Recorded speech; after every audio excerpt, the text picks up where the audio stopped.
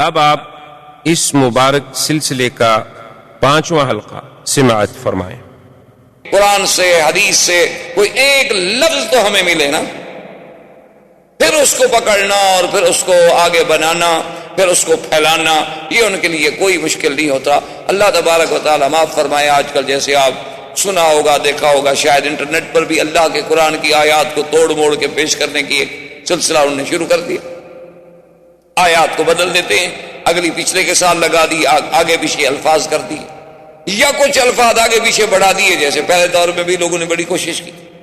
تو بہرحال اس نے بھی یہ حملہ کیا، لیکن یہ بات غلط ہے، اس لیے کہ جز پر کبھی کل کا اطلاق نہیں ہوتا، ہمیشہ یاد رکھیں۔ یعنی اگر آپ جا رہے ہوں اور سڑک پر ایک ٹانگ پڑی ہو تو آپ کہیں گے آدمی کی ٹانگ پڑی ہے، یہ نہیں کہیں گے کہ آدمی پڑا ہے۔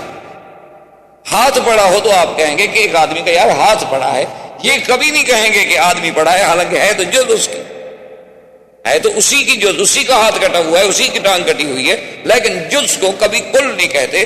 جز سے کل سمجھ تو آ سکتی ہے، لیکن جز کا اطلاق کبھی کل پہ نہیں کیا جاتا کہ ہم ایک خواب دیکھنے کو پھر نبوت پر معمول کر لیں کہ چونکہ خواب باقی ہیں لہذا نبوت بھی باقی ہے۔ حضور صلی اللہ علیہ وسلم نے بڑے عجیب عجیب خواب دیکھے، اور انبیاء کے تو خواب بھی مبارک ہوتے ہیں۔ اور خواب میں ایک بات یہ بھی یاد رکھیں کہ کبھی آدمی دیکھتا کچھ ہے اور حقیقت کچھ ہوتا، کبھی آدمی دیکھتا ہے اور نتیجہ اس کے برعکس ہو، کبھی آدمی بظاہر دیکھتا ہے کہ ایک بڑی خطرناک چیز ہے لیکن وہ ایک رحمت ہوتی، جیسے ایک بی بی نے سرکار دو عالم صلی اللہ علیہ وسلم رحمت دو جہاں سے کہا کہ یا رسول اللہ میں نے خواب دیکھا ہے اور بڑا ڈر گئی۔ حضور نے فرمایا ماذا رأیت، کیا تم؟ انہوں نے کہا حضور میں نے دیکھا کہ آپ کے بدن کا ایک ٹکڑا کٹا، آپ کے بدن سے ایک ٹکڑا کاٹا گیا، پھر بی بی فاطمہ کے پاس آیا، پھر بی بی فاطمہ کے بدن کا ٹکڑا کٹ کے پھر میری گود میں آ گیا، تو حضور مجھے تو صبح سے پریشانی ہے۔ آپ نے فرمایا یہ تو بڑا اچھا مبارک خواب ہے۔ اس نے پوچھا حضور یہ کیسے مبارک خواب ہے؟ آپ نے فرمایا اللہ بی بی فاطمہ کو بچہ دیں گے، اور بچہ جو ہے وہ اپنے ماں باپ کا ٹکڑا ہوتا ہے، اور بی بی فاطمہ میرے بدن کا ٹکڑا ہے، اور وہ بچہ جو ہے تمہاری گود میں آئے گا اور تم اسے کھلاؤ گے۔ یہ تو بڑا مبارک خواب۔ اب حالانکہ بی بی صاحبہ اس کو کتنا خطرناک سمجھ رہی تھی، اور اس کی تعبیر جب حضور صلی اللہ علیہ وسلم نے دی تو وہ تعبیر کتنی خوشکن نکل آئی۔ اس لیے جیسے یوسف علیہ السلام کے خواب کا اللہ نے قرآن میں بھی ذکر کر دیا، تو بہرحال یہ بڑی لمبی ایک الگ رؤیا پر علماء نے تو کتابیں لکھی، مستقل کتابیں، یہ نہیں ہے کہ کوئی معمولی سی بات ہے، اس پر علماء نے تالیفات کی ہیں، کتابیں لکھی ہیں باقی۔ اور پھر فن رؤیا جو ہے، تعبیر رؤیا، یہ مستقل ہے کہ اسی لیے حضرت یوسف علیہ السلام نے یہ بات بربنائے تحدیث نعمت کہی تھی، علمنی تعبیر الاحادیث، کہ میرے اللہ نے مجھے خواب کی تعبیر کا خصوصی علم۔ اسی لیے سرکار دو عالم صلی اللہ علیہ وسلم کبھی خواب کی تعبیر خود دیتے تھے، اور نہیں تو حضرت صدیق کو حکم فرماتے تھے کہ تم تعبیر دو، کیونکہ حضرت ابو بکر بھی فن تعبیر رویا میں بہت بڑا مقام رکھتے۔ اسی طرح تعبیر رویا پر بڑی علماء نے کتابیں لکھی، اور سب سے زیادہ مشہور کتابیں محمد ابن سیرین کی، وہ بھی تعبیر رویا میں اپنے وقت کے امام تھے، اور اللہ نے انہیں بھی بڑا عجیب علم دیا، یعنی اتنی باریک بینی سے وہ تعبیر دیتے تھے کہ ایک آدمی نے خواب دیکھا کہ میری چارپائی کے نیچے ایک تست ہے انگاروں کا بھرا ہوا، اس میں انگارے دہک رہے ہیں۔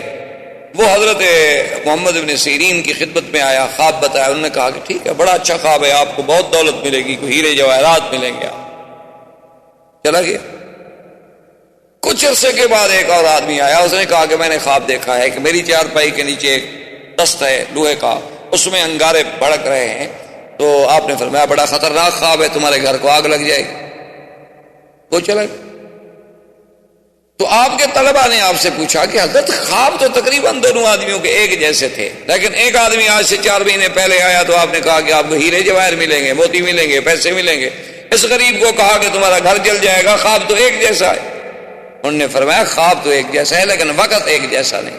اس نے جب خواب دیکھا تھا تو موسم ٹھنڈا تھا، تو ٹھنڈی موسم میں آدمی آگ سے فائدہ اٹھاتا ہے، آگ مضر نہیں ہوتی، ہر آدمی آگ استعمال کرتا ہے، اور اس نے جب خواب دیکھا تو موسم گرم تھا، گرمی میں آگ دیکھے تو عذاب کی علامت ہے، تو اس لیے اس وقت کے مطابق میں نے تعبیر دی تھی، میں نے اپنی طرف سے تو کوئی تعبیر دی۔ تو یہ تعبیر رویا جو ہے یہ بھی ایک بہت بڑا علم، اور پھر یہ رویا کا تو سلسلہ ایسا ہے جیسے آپ نے ابتدا میں بھی پڑھا تھا اور حدیث میں بھی موجود ہے کہ حضور صلی اللہ علیہ وسلم نے فرمایا انا احدثکم، میں تمہیں بتلاتا ہوں اپنے بارے میں کہ انا دعوت ابی ابراہیم، میں اپنے ابا ابراہیم کی دعا ہوں، وانا بشارت اخی عیسیٰ، میں اپنے بھائی عیسیٰ علیہ السلام کی مبارک اور خوشخبری ہوں، وانا رؤیا امی الذی رأت، اور میں اپنی ماں کا خواب ہوں جو انہوں نے دیکھا۔ تو حضور سے پہلے اور ساتھ یہ بھی فرمایا وَهَكَذَا أُمَّهَاتُ الْأَنبِيَاءِ يَرَيْنَا، اسی طرح ہر نبی کی مائیں جو ہیں وہ خواب دیکھتی۔ تو اب حضور صلی اللہ علیہ وسلم کی زندگی میں رویا صادقہ کا ایک دور شروع ہوا کہ حضور صلی اللہ علیہ وسلم خواب دیکھتے۔ اور دوسری بات یہ اپنا حضور فرماتے ہیں جس کا ذکر بعد میں آپ نے کیا کہ عجیب بات ہوتی تھی کہ میں کبھی کبھی اکیلا پہاڑوں میں اور باہر گزر رہا ہوتا تو مجھے آواز سنائی دیتی جیسے کوئی مجھ پہ سلام کہہ رہا، اور میں جب ادھر ادھر دیکھتا تو مجھے کوئی نظر نہ آتا۔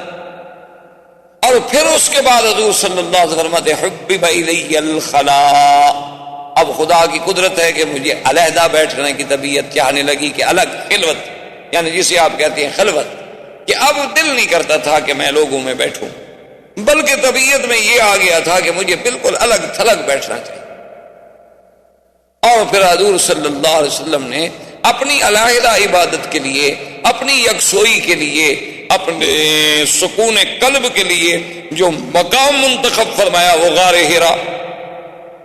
آپ تو چونکہ مکے میں رہتے ہیں الحمدللہ، غار حرا جبل نور جسے کہتے ہیں، تو اسی کے اندر غار حرا ہے، اور وہ غار مبارک ہے کہ آدمی اندر آرام سے اس میں بیٹھ سکتا ہے، اور ویسے غار حرا پہ جانا اتنا مشکل نہیں ہے، جیسے غار ثور پہ جانا ذرا مشکل ہے کہ وہ ذرا سفر زیادہ ہے اور چڑھائی زیادہ ہے، غار حرا پہ کوئی اتنا مشکل نہیں، اب تو راستہ بھی موجود ہے، پہلے دور میں تو راستہ بھی نہیں۔ حضور صلی اللہ علیہ وسلم فرماتے ہیں کہ میں بھی سیدہ خدیجہ الکبریٰ رضی اللہ تعالی عنہا سے کچھ اپنے لیے زاد راہ لے لیتا، کچھ پانی کی مشکیزہ زمزم کا لے لیا، کچھ ستو لے لیے، کچھ چنے لے لیے، کچھ کھانے کی چیزیں لے لی، اور پھر غار میں چلے گئے، اور 8 دن 10 دن اور کبھی کبھی مہینہ بھی حضور پاک غار سے نہیں، ایک مہینہ۔ اور آپ ذرا اندازہ کریں کہ اس دور میں کہ نہ بجلی، نہ راستہ، نہ کمکمے، نہ روشنی، تنہائی، کالے پہاڑ، پھر اکیلا جا کے غار میں رہنا۔ اسی لیے کسی نے کہا تھا نا کہ وہ شمع اجالا جس نے کیا 40 برس تک غار،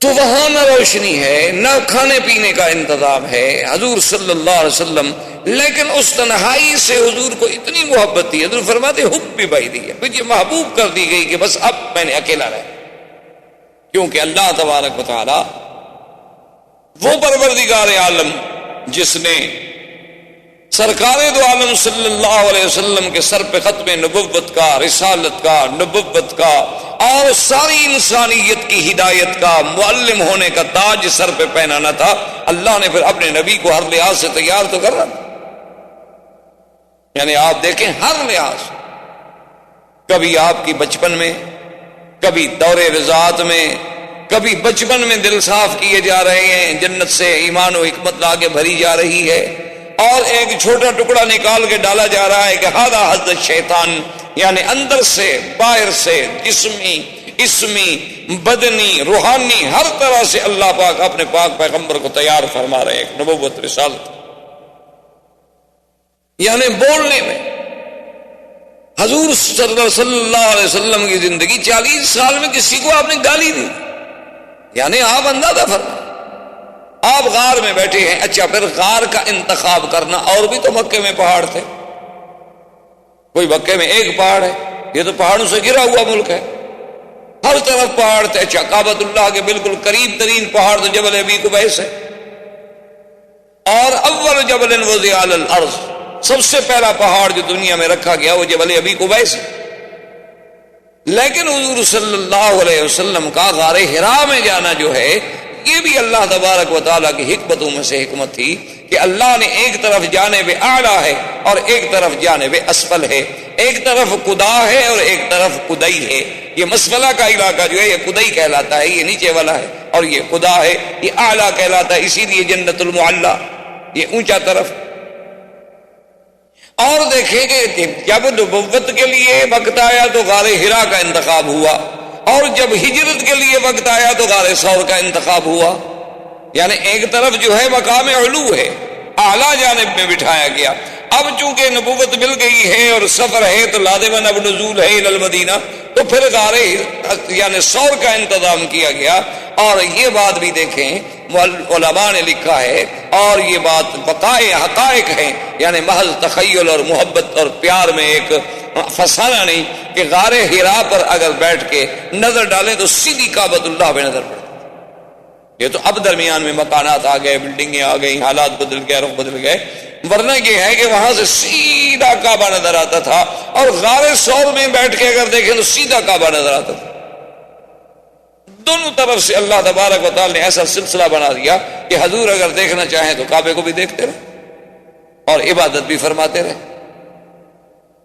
اور سرکار دو عالم صلی اللہ علیہ وسلم جب ذات راہ ختم ہو جاتی تو آپ پھر تشریف لے آتے سیدہ خدیجہ رضی اللہ تعالی عنہا کے پاس، اور اس وقت کچھ حالات اگر ہوتے مکے کے تو اس میں بھی حضور دخل عطا فرماتے، اور کسی غریب کی مدد ہوتی، کسی بیوہ کی، کسی یتیم کی، کسی مسکین کی، یعنی اتنی حضور صلی اللہ علیہ وسلم کو ہر وقت خیال رہتا تھا کہ بی بی خدیجہ کہتی ہیں کہ ایک دن دخل علیہ رسول اللہ صلی اللہ علیہ وسلم، سرکار دو عالم میرے پاس آئے، لیکن بہت ہی حزین تھے اور بہت ہی غم تھا آپ کی طبیعت پہ، آپ کے چہرے مبارک پہ غم، بالکل غم واضح تھا۔ تو بی بی خدیجہ فرماتی ہے میں تو پریشان ہو گئے، میں نے کہا حضور کیا بات، کیوں آپ غم؟ حضور نے فرمایا خدیجہ آج میں نے کچھ اتنے مسکین لوگ دیکھے، اتنے غریب لوگ دیکھے ہیں جن کے بدن پہ کپڑا نہیں، جن کے کھانے کے پاس لیے کچھ روٹی نہیں، اور جن کے پاؤں میں پہننے کے لیے جوتے نہیں۔ ان کی غربت کو دیکھ کر میرا طبیعت جو تھی اس پہ اثر ہو گیا، مجھے غم آ گیا کہ میں ان کی کیا مدد کروں۔ تو بی بی خدیجہ نے کہا کہ لا تحزن یا رسول اللہ، آپ کیوں گھبراتے، کوئی غم کرنے کے۔ تو بی بی خدیجہ نے اسی وقت غلاموں کو بھی بلایا اور اپنے کچھ رشتہ داروں کو بھی بلایا، اور بعض روایات میں ہے کہ اس وقت بھی حضرت ابوبکر صدیق رضی اللہ تعالی عنہ بھی تشریف، اور بعض روایات میں ہے کہ حضرت علی بھی تھے۔ اور حضرت علی کا ہونا جو ہے وہ بالکل حقیقت ہے، اس لیے وجہ دراصل یہ تھی کہ ابی طالب کے زمانے میں غربت کا دور تھا، کیونکہ ابی طالب جو ہے وہ بہت سخی آدمی تھے، جیسے عبد المطلب سخی، اور پھر چونکہ مکے کی سرداری ان کے پاس تھی، اور سرداروں پر تو صاف بات ہے پھر اخراجات کا زیادہ بوجھ ہوتا ہے کہ حجاج کو سنبھالنا، زمزم کا پلانا، حجاج کی خدمت کرنا، امور کو سنبھالنا، ہر فریادی کی فریاد سننا، ان کی اعانت کرنا، ان کی مدد کرنا، تو ان کو بہت بڑا بوجھ ہوتا ہے۔ تو حضرت ابی طالب کا یہ عالم ہو گیا تھا کہ اچھی طرح سے اپنی پوری اولاد کو کھانا بھی نہیں دے سکتے۔ تو اس وقت ابی طالب کے کچھ عزیز، کچھ رشتہ دار بنو طالب جو تھے، بنی ہاشم جو تھے وہ کٹے ہوئے، ان میں حضور بھی تھے صلی اللہ علیہ وسلم۔ انہوں نے آ کر ابو طالب سے یہ کہا کہ یا رسول اللہ صلی اللہ علیہ وسلم، ہم یہ چاہتے ہیں کہ ابی طالب کے پاس چلیں۔ ابی طالب کے پاس آئے، ان سے کہا کہ ابو طالب تم سردار ہو ہم سب کے، اور بنو ہاشم کا ناک ہو، تمہارے ساتھ ہی ہماری عزت وابستہ ہے، اور ہمیں پتہ ہے کہ آپ کو بڑی تکلیف ہے، آپ اتنے اخراجات کے متحمل نہیں ہو سکتے، تو آپ ایسا کریں کہ ایک ایک بچہ جو ہے نا اپنا ہمیں دے، کہ مختلف گھر ہیں، ہر بچے کی ذمہ داری ایک گھر اٹھا لے گا، وہ اس گھر میں رہے گا، کھائے گا، پیے گا، آئے گا آپ کے پاس، تو آپ سے بوجھ جو ہے وہ بڑھ جائے گا۔ تو انہوں نے کہا کہ اچھا فترکولی عقیلا، میرا ایک بیٹا عقیل بڑا جو ہے اس کو تو میرے پاس رہنے دو، اور باقی بچے ٹھیک ہے، تم بھی تو چاچے ہو، خالہ ہو، ماموں ہو، عزیز ہو، کوئی فرق نہیں پڑتا، تم لے جاؤ۔ تو حضرت علی حضور کے گھر میں آ گئے، اس وجہ سے تو وہ بی بی خدیجہ کے گھر میں تربیت رہتے ہیں۔ یعنی یہ بھی اللہ کی حکمتیں تھیں کہ اللہ نے حضرت علی کو حضور صلی اللہ علیہ وسلم کے قریب کرنا. تو حضرت علی رضی اللہ تعالیٰ عنہ کا جو بچپن ہے ابتدائی، وہ سارا سیدہ خدیجہ کے گھر میں گزرا اور قربت رسول پاک صلی اللہ علیہ وسلم. تو لہذا یعنی یہ بات بعید نہیں ہے کہ اس وقت حضرت علی بھی تھے، تو جب سارے رشتہ دار آ گئے، ابو بکر بھی آ گئے، ان کے غلام بھی آ گئے اور رشتہ دار بھی آ گئے، تو بی بی خدیجہ نے میسرہ کو حکم دیا کہ اندر سے درہم و دینار جو ہیں ان کی وہ تھیلیاں جو ہیں لے آؤ اور حضور کے سامنے انڈیل. اس زمانے میں درہم و دینار ہوتے تھے، یہ کاغذ کی چیزیں، کاغذ کے نوٹ اور کاغذ کے پیسے تو یہ بہت بعد میں بنائے گئے. پہلے تو چونکہ اعتماد جو ہے وہ سونے اور چاندی پہ ہوتا تھا، یا درہم یا دینار. اس کے نام مختلف ہوتے تھے، ہر علاقے کے اپنے اپنے نام ہوتے تھے، لیکن بنیاد جو تھی کرنسی کی وہ سونے اور چاندی پہ. اور اسلام بھی اصل میں جو بنیاد سمجھتا ہے نا معاملات کی، وہ سونے اور چاندی کو سمجھتا ہے. یہ بھی ایک دراصل یعنی بہت بڑا اقتصادی مسئلہ ہے کہ اس کو اس سے ہٹ کر ہم کاغذوں پہ آ گئے. اگر ہم اسی اصل پہ رہتے تو کبھی ملک اتنے نقصان میں نہ آتے جو آج اقتصادی تباہی کا شکار ہوتے. کیونکہ صاف بات ہے نا جی، پیسے چھاپنا تو مشکل نہیں ہوتا نا، پریس میں آپ نے نوٹ ہی چھاپنے، چھاپتے چلے گئے چھاپتے چلے گئے چھاپتے چلے گئے، آخر مر گئے. لیکن جب ہوتا ہی سونا چاندی تو آپ کہاں سے لے آتے سونا چاندی؟ جتنا ہوتا اتنی پاؤں پھیلاتے آپ. اسی لیے علماء لکھتے ہیں نا کہ اگر آپ نے آج سے 40 سال پہلے شادی کی تھی اور اپنی بیوی کو کہا تھا کہ میں 10,000 روپے حق مار دوں گا، تو آج اس 10,000 کی کیا حیثیت ہے جناب؟ اس وقت تو 10,000 40 سال پہلے تو 10,000 ایک بہت بڑی بات تھی، لیکن وہ آپ نے ادا کیے 40 سال بعد، اب تو وہ 10,000 یعنی 10 روپے کے برابر بھی نہیں رہے. اس لیے علماء کہتے تھے کہ ایسے معاہدات جو ہیں وہ بھی سونا چاندی رکھا جائے بجائے پیسوں کے. جب بھی حق المار کا فیصلہ ہو سونے چاندی سے ہو، چاہے نقد ہو یا ادھار ہو، لکھا جائے کہ 10 تولے سونا یا 20 تولے سونا، تاکہ جب بھی کبھی عورت کو ملے کوئی چیز تو ملے. محض تلاوب نہ ہو لکھا ہوا ہو کاغذوں میں ہم نے 1 لاکھ روپیہ مہر دے دی، اور آج آپ 1 لاکھ روپے دے دیں وہ 7,000 ریال بھی نہیں بنتے. 7,000 ریال سے وہ کیا کر لے بیچارے.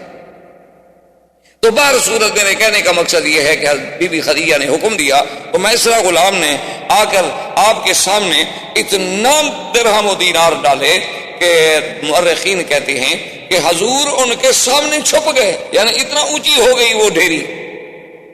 اور اس کے بعد بی بی خدیجہ نے کہا کہ یا رسول اللہ، یہ سارا مال آپ کے لیے ہے، آپ غریبوں میں تقسیم کریں. آپ غمگین کیوں ہوتے ہیں، پریشان کیوں ہوتے ہیں، اداس کیوں ہوتے ہیں؟ لٹا دیں آپ، مال میرا ہے لیکن ہاتھ آپ کا ہو. حضور صلی اللہ علیہ وسلم نے وہ سارا مال غریبوں میں تقسیم کیا. حضور نے کہاں گھر میں رکھنا تھا، وہ رحمت دو جہاں اسے دنیا سے کیا تھا. تو آقا انعامدار صلی اللہ علیہ وعلا آلہ واصحابہ وسلم تسلیما کثیرا کثیرا فرماتے ہیں کہ میں غار میں بیٹھا تھا، عبادت میں مشغول تھا، کہ ایک آدمی ایسے سامنے، ایک تو اس کے آنے کا انداز ایسا تھا کہ میں حیران ہو گیا کہ یہ کیسے سامنے سے ایسے ہوا میں فضا میں کیسے آ رہا ہے. اور جب وہ میرے پاس آیا، آ کے اس نے سلام کیا، اور اس کے پاس ایک ریشمی کپڑا تھا، اس کپڑے میں کچھ لکھی ہوئی چیز تھی. اور جب میں نے اس کو دیکھا تو اس نے آتے ہی سلام کرنے کے بعد ہی مجھے فوراً کہا کہ اقرا اقرا بسم ربک الذی خلق خلق الانسان من علق اقرأ وربك الاکرم الذي علم بالقلم علم الانسان ما لم يعلم. اس نے کہا کہ اقرا پڑھو.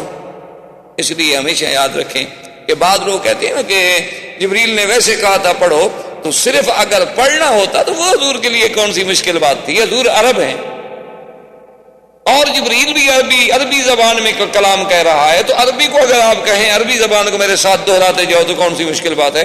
جیسے آپ کسی ہندوستان کے آدمی سے کہیں کہ جی میں اردو میں بات کرتا ہوں، آپ وہی لفظ کہتے جائیں کہ جی میں آج حرم شریف جاؤں گا، تو اس لفظ کا کہنا اس کے لیے کیا مشکل ہے بھائی؟ حضور صلی اللہ علیہ وسلم کے لیے کہنا کیا مشکل تھا کہ حضور نے فرمایا ما انا بقارئ، کہ اے آنے والے میں پڑھا ہوا نہیں. تو اس لیے محدثین کرام نے لکھا اور بہت ساری روایات سے اس پہ روشنی بھی پڑتی ہے کہ دراصل وہ ریشمی کپڑے پہ یہ آیات مبارک لکھی ہوئی تھی اور وہ حضور کے سامنے انہوں نے رکھی اور کہا کہ اقرا. اب حضور نے کہا کہ ما انا بقارئ، کہ میں تو پڑھا ہوا نہیں، میں کیا پڑھوں، کیونکہ حضور صلی اللہ علیہ وسلم تو کسی مدرسے میں گئے نہیں، حضور صلی اللہ علیہ وسلم نے تو کسی استاد سے پڑھا نہیں. اس میں کئی حکمتیں تھیں.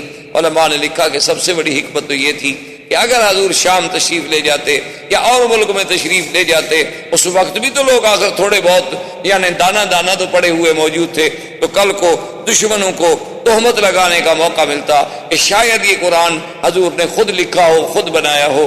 لیکن وہ نبی جس نے کبھی ایک لفظ نہ پڑھا ہو اور قرآن پڑھ کے سنا دے، تو نبی امی ہونا جو تھا وہ دراصل آپ کی صداقت کی دلیل تھی کہ آپ نے پڑھا کوئی نہیں، لیکن ایسا کلام پڑھا رہے ہیں اور ایسا کلام پڑھ رہے ہیں کہ جس کا کوئی دنیا سے بڑا ادیب، بڑے سے بڑا شاعر، بڑے سے بڑا فصیح انسان جو ہے وہ بھی مقابلہ نہیں کر سکتا.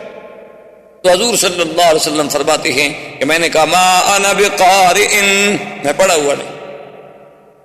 اس نے پھر کہا اقرا، کہ حضور پڑھیں. حضور نے فرمایا ما انا بقارئ، میں پڑھا ہوا نہیں. اس نے پھر کہا، عرض کیا اقرا، حضور پڑھیں. آپ نے فرمایا ما انا بقارئ، میں پڑھا ہوا نہیں.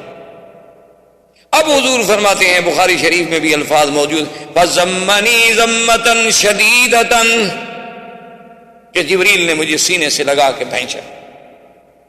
اللہ اکبر. اب یہ اتصال ہو رہا ہے نا رسول نوری کا رسول بشری کے ساتھ، کیونکہ جبریل بھی تو رسول ہے، جبریل تو پیغمبر ہے اور وہ نوری ہے. وہ رسول ہے اللہ کی طرف سے نبی تک، اور میرے مدنی رسول ہیں آگے ساری کائنات کے لیے. تو اب دو رسولوں کا اتصال جو ہوا، تو اب لقاء جو ہے لقاء نور مال بشر، اور اس بھیجنے کا، اس سینے سے لگانے کا ایسا اثر ہوا کہ حضور فرماتے ہیں کہ جب اس نے پھر کہا تو میں نے پڑھا اقرا بسم ربک الذی خلق.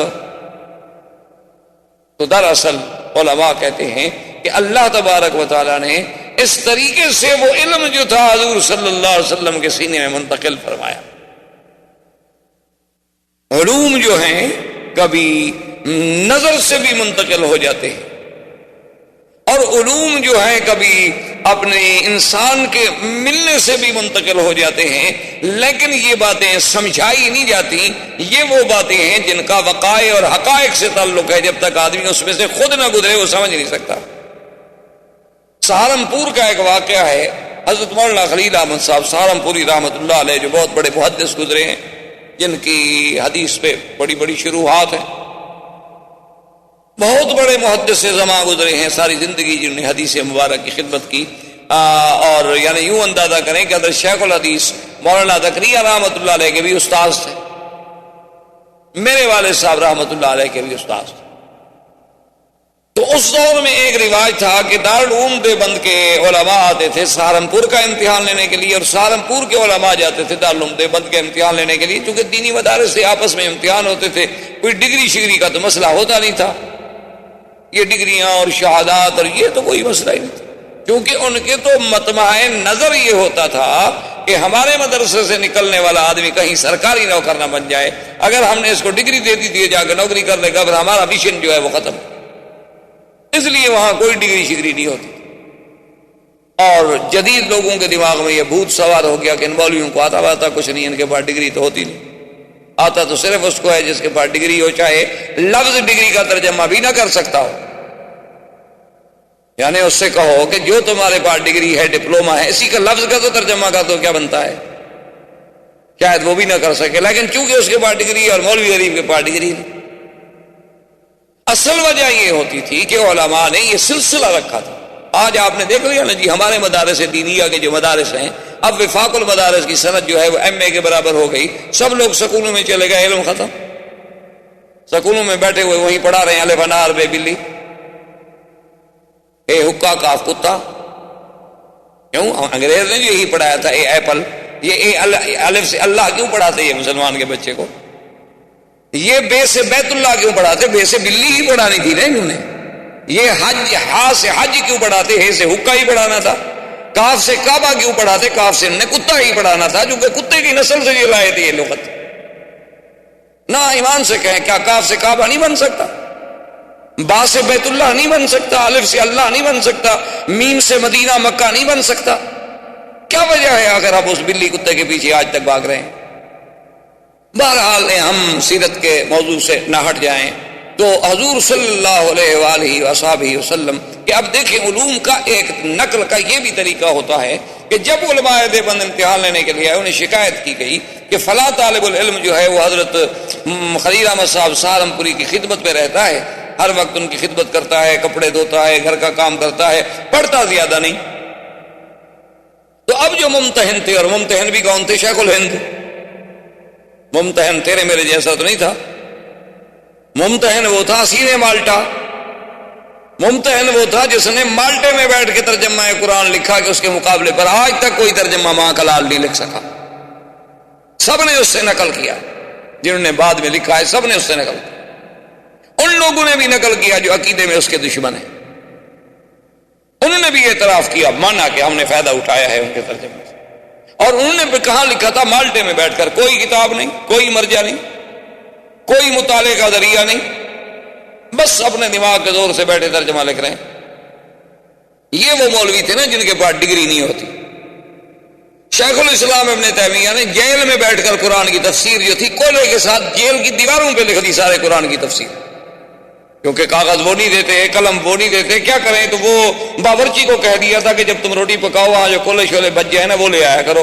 وہ کولے لے آتا اور کولے سے دیوار پر لکھتے رہتے. جیل ختم ہوئی کہ تفسیر قرآن ختم ہو. ان کے بعد بھی ڈگری شگری نہیں تھی، بیچارے ان پڑھ آدمی تھے جو کہ ڈگری نہیں تھی. تو اب جناب یہ ہے کہ جب وہ آئے تو حضرت شیخ الہند نے سب سے پہلے اسی طالب کو بلایا. وہ شکایت ہو چکی تھی نا کہ یہ پڑھتا نہیں، تو سب سے پہلے اسی طالب کو بلایا. بخاری شریف کی حدیث کا ایک مشکل ترین سوال پوچھا، بچے نے جواب دے دیا، بالکل ٹھیک. دوسرا سوال پوچھا، جواب دے دیا. تیسرا سوال پوچھا، جواب دے دیا. شیخ الہند فکر کر کے سوچتے سوچتے آخر انہوں نے حضرت مولانا خلیل احمد صاحب سے کہا کہ حضرت آپ کمرے سے باہر تشریف لے جائیں. انہوں نے کہا بتاؤ، میں نہیں بول رہا ہوں، میں کوئی کر رہا ہوں، میں کوئی اشارے حدیث کے جواب کے لیے میں کوئی اشارے میں سمجھا رہا ہوں. انہوں نے کہا حضرت سمجھا نہیں رہے، آپ اپنا علم اس کے سینے میں ڈال رہے ہیں. یہ جواب تو ایک مولوی نہیں دے سکتا، بچہ کیسے دے سکتا ہے؟ تو اس طرح بھی علوم منتقل ہوتے تھے. حتیٰ کہ بعض عراقیین کے علماء تو اتنے مشہور تھے کہ استاد بیٹھا ہوا ہے مدینہ منورہ میں، شاگرد بیٹھا ہوا ہے مکہ مکرمہ میں اور پڑھا رہے ہیں. تو اگر یہ بعد کے لوگ جن کا کوئی مقام بھی اتنا بڑا نہیں ہوتا، وہ اگر علوم میں اتنی دسترس کر سکتے ہیں، جسے آج آپ ٹیلی پیتھی کہہ لیں، آپ کچھ کہہ لیں، آپ کبھی اس سے متاثر ہو کے اس کے دماغ میں ایک بات ڈال دی جاتی ہے، اس کو بریف کر دیا جاتا ہے، اس کی برین واشنگ کر دی جاتی ہے، جو دماغ میں ڈال دی گئی وہ نکلتی نہیں. آپ جناب یہ ہے کہ آج یعنی جتنے لوگ ہیں آپ کے پی ایچ ڈی کرنے والے یا سی ایس پی کرنے والے یا آئی سی ایس کے امتحان دینے والے یا اعلیٰ ڈگری حاصل کرنے والے، ان کے دماغ میں یہ بات بٹھا دی جاتی ہے کہ سب سے بڑا تمہارا دشمن مولوی، نکال کے دکھا دو مجھے. وہ سب سے یعنی سب سے بڑی نفرت اس سے کریں گے جس کے چہرے پہ داڑھی دیکھ لیں. ان کے باپ کی بھی داڑھی ہو تو کہیں گے ہاں اولڈ مین. کوئی آدمی پوچھ لے کہ یہ وہ جو آدمی جا رہا تو چھوٹے نہیں ہے، بوڑھا ہے، کدھر گلی میں رہتا ہے، یعنی اس کو باپ ماننے کے لیے، کیونکہ اس کے چہرے پہ نبی کی سنت ہے. انہوں نے ذہنوں میں بٹھا دیا ہے، دماغوں میں بٹھا دیا ہے کہ خوبصورت وہ ہوتا ہے جو نبی کی سنت کا مخالف. دماغ میں بیٹھی ہوئی بات. اس بیچارے کے سوتے اٹھتے بیٹھتے ہر وقت لوری سے لے کر جوان ہونے تک یہ باتیں دماغ میں بٹھا دی جائیں تو وہ کہاں جائے بیچارہ. اس کے لیے تو داڑھی والا آدمی عجیب نظر آتے، وہ کہتے تو کارٹون ہے، یہ کہتے میرا باپ کیسے ہو سکتا. لیکن ان چیزوں کا پتہ، ان دو بالوں کی قیمت کا پتہ قیامت میں لگے گا جب ہم حضور کے سامنے صلی اللہ علیہ وسلم. پھر تمہیں پتہ لگے گا کہ بھئی داڑھی والے کا کیا مقام ہے اور داڑھی منڈانے والے کی کیا حیثیت ہے حضور کی دربار میں. تو اس طرح جب لقاء ہوا نا جی جبریل کا حضور سے، ضمنی ضمۃ شدیدۃ، اور کہا اقرا بسم ربک الذی خلق. حضور نے پڑھا اور اس کے بعد حضور فرماتے ہیں جیسے وہ آیا تھا اسی طرح چلا گیا. اور جب چلا گیا تو میرے بدن پہ کپ کپی تاری ہے اور میرا بدن تھر تھر کانپ رہا ہے اور خوف ہے اور ہیبت ہے اور ایک روب ہے. میں سمجھ نہیں سکتا کہ کیا ہو گیا, کیا تغیر آ گیا میری زندگی میں, اتنی بڑی تبدیلی. بعض علماء نے تو یہ بھی لکھا ہے کہ اسی وقت جب حضور غار سے آ رہے تھے تو جبریل علیہ السلام کو آپ نے پھر دیکھا کہ وہ آسمان و زمین کے درمیان ایک کرسی پہ بیٹھے ہیں اور وہ کہتے ہیں کہ انت محمد وانا جبرائیل, اور کہتے ہیں کہ آپ نہ گھبرائیں, میں تو جبریل ہوں اور آپ اللہ کے نبی محمد مصطفیٰ ہیں. اور آپ نے اس کو اس کی اصلی شکل میں دیکھا جس کے بارے میں قرآن کہتا ہے علمہ شدید القوا. لیکن یہاں بہرحال لوگوں کو مورخین کو مغالطہ لگا ہے. حضور پاک نے جبریل کو دیکھا ہے اور 2 دفعہ دیکھا ہے, ایک دفعہ زمین میں اور ایک دفعہ آسمان میں. اور اسی طرح یہ بھی روایات میں ملتا ہے کہ جبریل علیہ السلام حضور کی بعثت سے پہلے حضور پر سلام بھی فرمایا کرتے تھے, السلام علیکم یا رسول اللہ. اور اسی طرح حضور صلی اللہ علیہ وسلم پر صرف یعنی انسان تو نہیں بلکہ پتھر. اسی لیے مکے میں آج بھی وہ جگہ ہے, آج بھی وہ گلی موجود ہے. آپ مروہ سے جب جائیں گے معلیٰ کی طرف تو یہ چھتی ہوئی بازار جسے آپ کہتے ہیں, اس طرف جب نکلیں گے تو کسی سے بھی پوچھیں کہ زگاگ الحجر, کہ بھئی وہ زگاگ وہ حجر والی گلی کون سی ہے, تو آپ کو بتائیں گے کہ یہ زگاگ الحجر ہے. اس کو زگاگ الحجر کیوں کہا جاتا ہے؟ حضور نے فرمایا انی لعارف حجرا بمکہ تھا, بخاری شریف میں حدیث.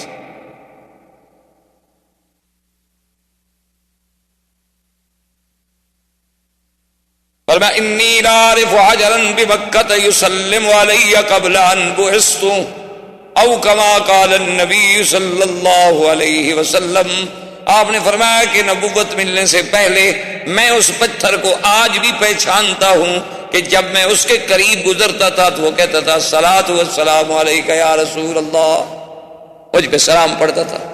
یعنی یہ لفظ نہیں ضروری, مقصد ہے کہ وہ سلام کہتے تو پتھر بھی سلام کہتے تھے.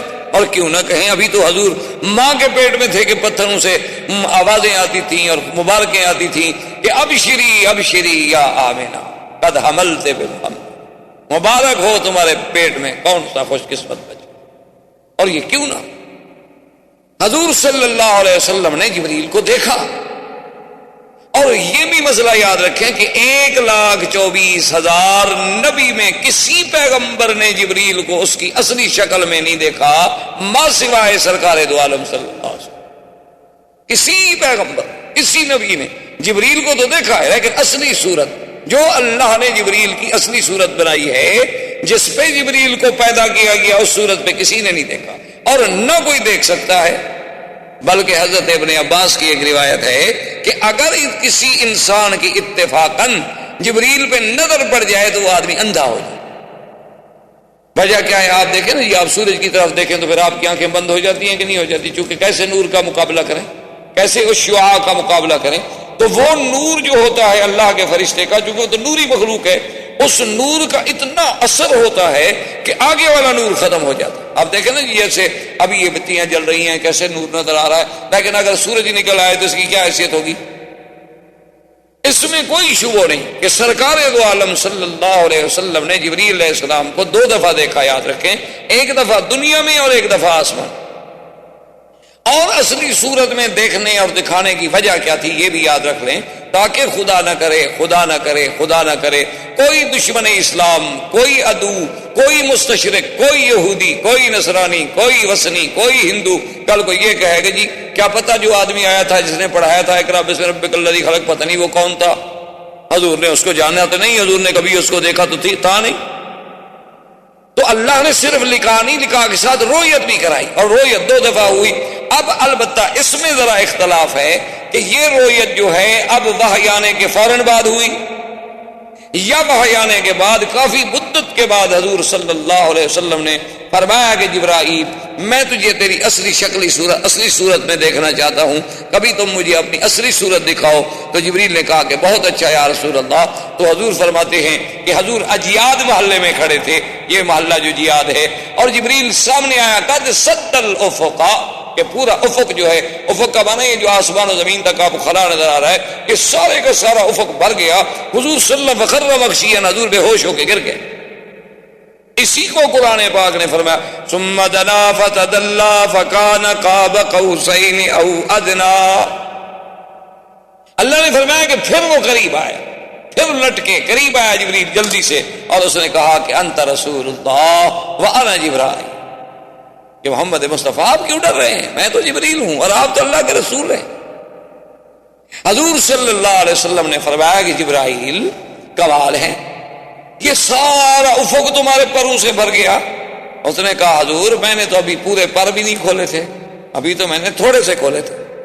آپ نے دیکھا نا جیسے مور کبھی پر کھولتا ہے، کبھی تھوڑے سے، کبھی آدھے سے، کبھی پھر پورے کھول لیتا ہے.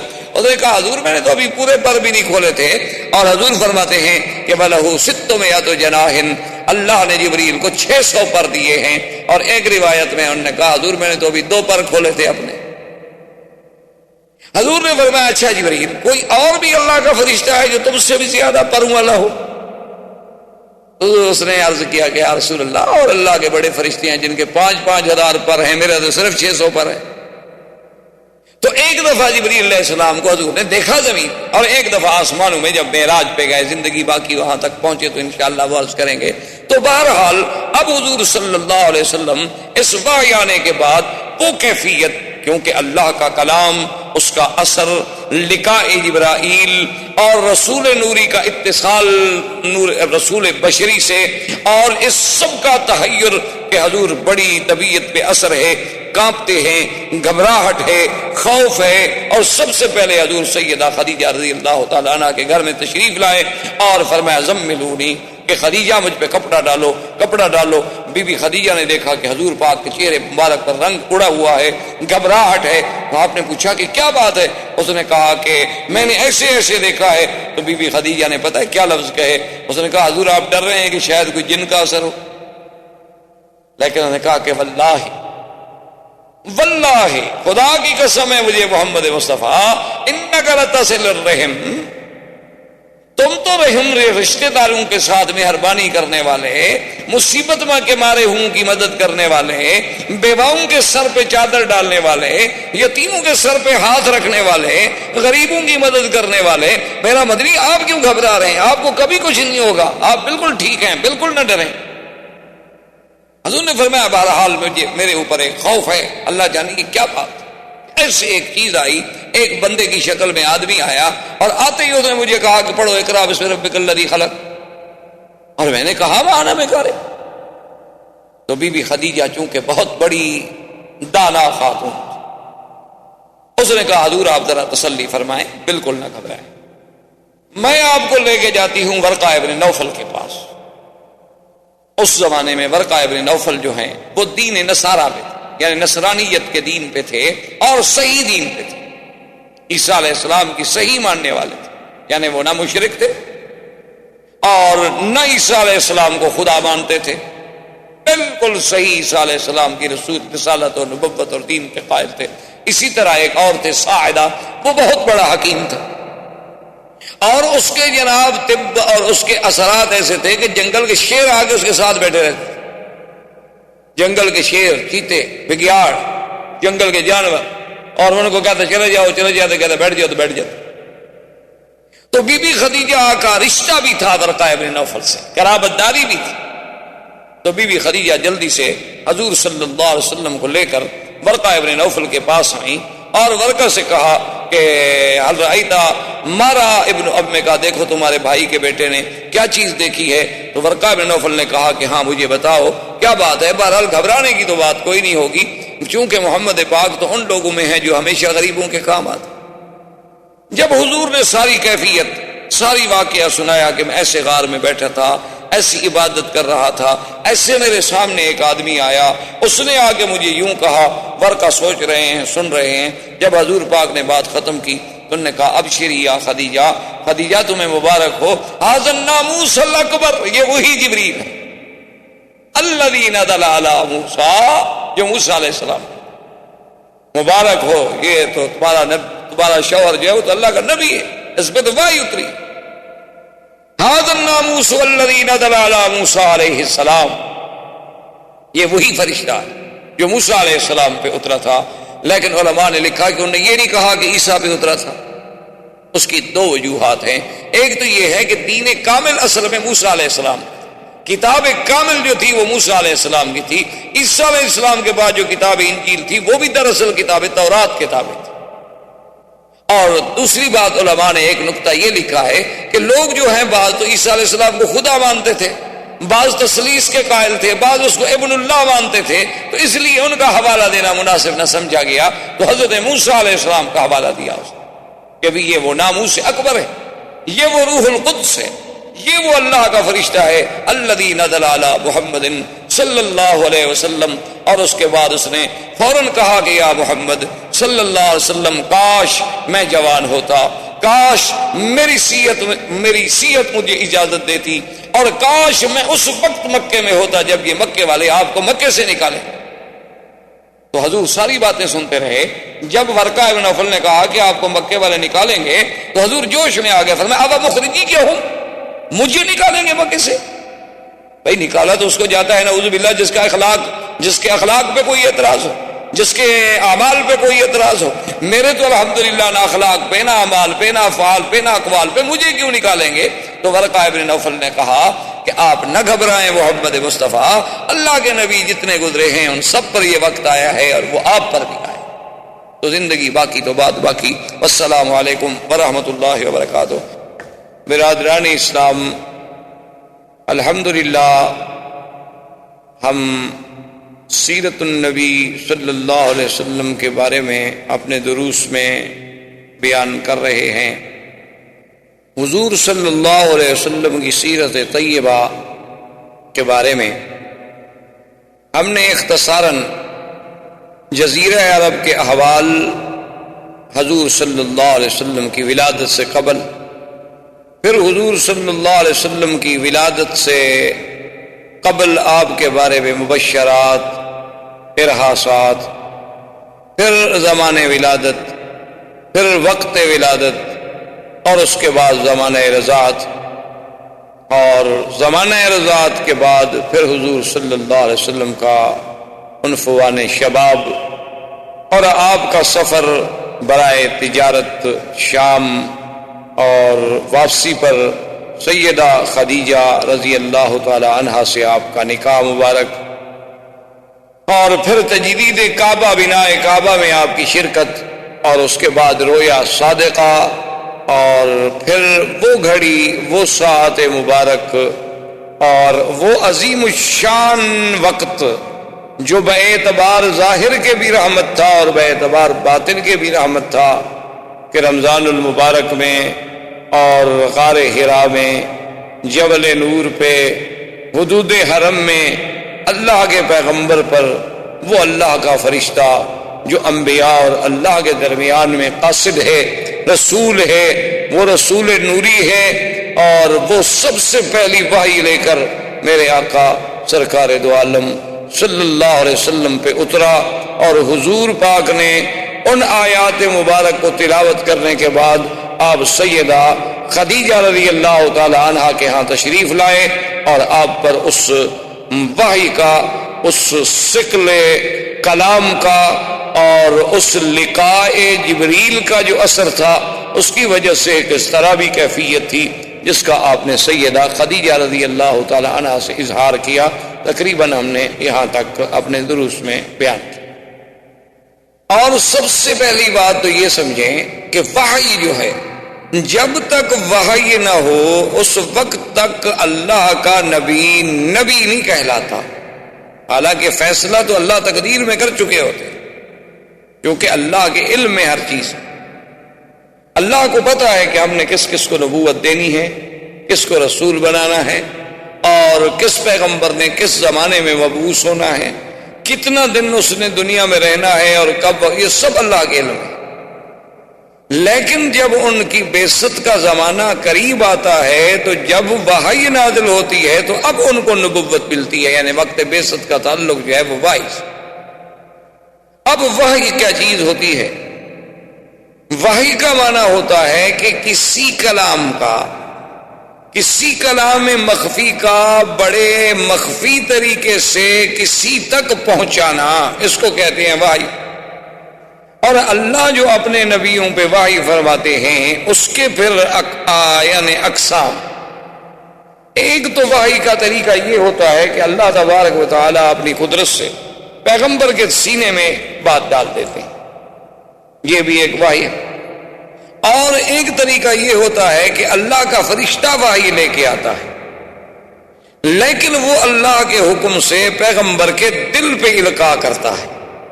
یعنی ایک تو اللہ نے خود براہ راست وحی ڈال دی، درمیان میں کوئی فرشتہ نہیں، اللہ تبارک و تعالی نے پیغمبر کے دل میں ایک بات کا القاء کر دی۔ دوسرا طریقہ یہ ہے کہ آیا تو فرشتہ، اترا تو فرشتہ لے کر وہ وحی، لیکن اس نے کہا اللہ تبارک و تعالیٰ کے پیغمبر کے دل پر اللہ کے حکم سے اس وحی کو اتار دیا، جیسے کہ قرآن پاک نے ایک مقام پہ اس کی وضاحت بھی کی ہے، فرمایا نزل به الروح الامین علی قلبک لتکون من المنذرین، آپ کے دل مبارک، یہ دو۔ اور تیسری صورت یہ ہوتی ہے کہ وہ فرشتہ کسی انسان کی شکل میں آ کر اللہ کے پیغمبر کے آمنے سامنے بیٹھ کے وہ وحی سناتا ہے۔ اور سب سے آسان صورت یہی ہوتی کہ جب فرشتہ کسی انسانی شکل میں اللہ تبارک و تعالیٰ کے پیغمبر کے سامنے آئے اور آ کے بات کرے اور اللہ تبارک و تعالیٰ کا پیغام پہنچائے۔ تو جبریل علیہ السلام جب پہلی دفعہ آئے ہیں تو وہ اسی صورت میں آئے، یعنی جبریل علیہ السلام جب آئے وحی لے کر، جب سب سے پہلی وہ 5 آیتیں مبارک جو تھیں اقرا بسم ربک الذی خلق، وہ نازل ہوئی تو جبریل ایک انسانی شکل میں آئے، لیکن چونکہ حضور صلی اللہ علیہ وسلم نے پہلے جبریل کو دیکھا نہیں تھا اور اس سے پہلے کبھی آپ پر وحی نہیں اتری تھی، اور پھر اللہ کے کلام کا جو اثر ہوتا ہے وہ کوئی معمولی سا اثر تو نہیں ہوتا۔ صحابہ کہتے ہیں کہ ہم نے اپنے آنکھوں سے دیکھا کہ حضور اگر اونٹنی پہ بیٹھے ہیں اور وحی اترنی شروع ہوئی تو اونٹنی کھڑی نہیں ہو سکتی تھی، بیٹھ جاتی۔ حضرت زید رضی اللہ تعالی عنہ صحابی ہیں رسول پاک کے صلی اللہ علیہ وسلم، اور بڑے علماء صحابہ میں سے، قرائے صحابہ میں سے ہیں، یعنی یہ وہ شان والا صحابی ہے جس کو قرآن جمع کرنے کی ڈیوٹی جو تھی سیدنا ابو بکر صدیق رضی اللہ تعالی عنہ لگائی۔ وہ کہتے ہیں کہ ایک دفعہ حضور کے ساتھ میں بیٹھا تھا اور حضور صلی اللہ علیہ وسلم نے اپنی ران مبارک جو تھی وہ میری فخذ پہ رکھی ہوئی تھی، میری ران پہ رکھی ہوئی تھی، وحی نازل ہونے لگی، قریب تھا کہ میری ٹانگ ٹوٹ جاتی۔ تو بہرحال جب جبریل علیہ السلام آئے وحی لے کر، اور اسی میں پھر اللہ تبارک و تعالی نے اپنی رحمتوں سے یہ بھی انتظام فرما دیا، اور یہ شرف بھی صرف آمنہ کے لال کو ملا صلی اللہ علیہ وسلم کہ جبریل علیہ السلام کو اس کی اصلی صورت میں دکھلایا گیا 2 دفعہ میرے مدنی صلی اللہ علیہ وسلم، اور کسی نبی نے نہیں دیکھا۔ اچھا اس کی وجہ کیا تھی؟ وہ تو نبی کے بعد نبی آتا ہے، ایک پیغمبر آئے اس کے بعد دوسرے نبی آئے، تو دوسرے آنے والے نے پہلے نبی کی تصدیق کر دی۔ اب حضور صلی اللہ علیہ وسلم جو کہ آخری نبی ہیں، خاتم الانبیاء ہیں، خاتم المرسلین ہیں، اللہ کے کروڑوں صلاۃ و سلام حضور کی ذات اقدس پر، آپ کے بعد تو نبی کوئی نہیں، اور عیسیٰ ابن مریم جب اتریں گے تو قیامت قریب آ جائے گی، تو یہ درمیان میں جو ہزاروں سال کا وقفہ ہے اس میں تو کوئی نبی نہیں۔ تو لازماً جو غلط قوتیں ہیں، یعنی اعداء اسلام ہیں، اعداء دین ہیں، وہ چاہے یہودی ہوں، نصرانی ہوں، وہ چاہے ہندوز ہوں، وثنی ہوں، کوئی ہوں، الکفر ملۃ واحدہ، تو ان کے پاس یہ سب سے بڑا ہتھیار تھا کہ جی آپ کہتے ہیں کہ جبریل میرے پاس آئے، تو آپ نے کیا جبریل کو دیکھا بھی تھا؟ اسی لیے جب علماء سے آپ علم پڑھتے ہیں تو اس کو کہتے ہیں سند، تو اس سند کا اتصال دیکھا جاتا ہے کہ میں نے مثلاً کس سے پڑھا بھی ان خیر محمد، اور خیر محمد نے کس سے پڑھا بھی ان خلیل احمد سہارنپوری، خلیل احمد سہارنپوری نے کس سے پڑھا جی ان شیخ محمود الحسن دیوبندی، انہوں نے کس سے پڑھا جی، تاکہ وہ سند پہنچے گی امام بخاری تک، اور پھر امام بخاری سے حضرت محمد رسول اللہ تک صلی اللہ علیہ وسلم۔ تو اس لیے اب اللہ نے یہ تو ہوتی نا، اب یہ قرآن کی سند ہے کہ قرآن اتارنے والے کون ہیں؟ اللہ پاک، لانے والے کون ہیں؟ جبریل، اور اتارا کس کے لیے گیا؟ حضور صلی اللہ علیہ وسلم.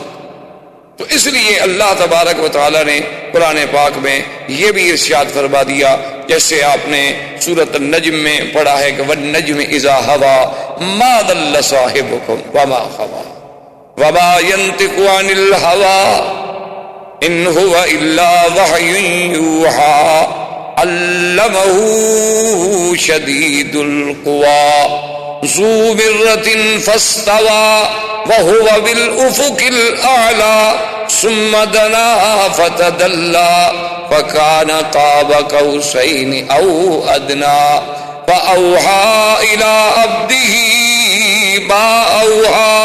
اللہ نے فرمایا کہ ہم نے جو فرشتہ اتارا وہ فرشتہ شدید القوا ذو مرۃ، اتنی قوت والا طاقت والا فرشتہ کہ اس کے بارے میں آپ تصور نہیں کر سکتے کہ جس کو اللہ نے حکم دیا لوط کی بستیوں کو اٹھا کے آسمانوں تک لے گیا. وَهُوَ بِالْأُفُقِ الْأَعْلَىٰ، حضور کو زمین پر بھی دکھایا گیا. اور قرآن کہتے ہیں فَلَقَدْ رَآهُ نَزْلَةً أُخْرَىٰ عِندَ السِّدْرَةِ الْمُنتَهَىٰ. اللہ نے پھر جبریل کو اس کی اصلی صورت میں سدرۃ المنتہا کے پاس میرے مدنی پاک کو آسمانوں میں بھی دکھایا، تاکہ اب اتصال سند ہو جائے، اتصال ہو جائے کہ میرے مدنی نے جبریل سے پڑھا، جبریل نے خدا سے پڑھا، اور جس سے پڑھا اس کو دیکھا بھی. یہ نہیں کہ کل کوئی کہہ سکے جی پتہ نہیں کون آیا تھا آپ کے پاس. اور اسی طرح دوسری بات یہ بھی سمجھیں کہ دشمن یہ بھی کہہ سکتے ہیں کہ جی کوئی ضروری ہے کہ جبریل اترا ہو، کوئی جن آیا ہو. اس کی کیا دلیل ہے کہ وہ جبریل تھا؟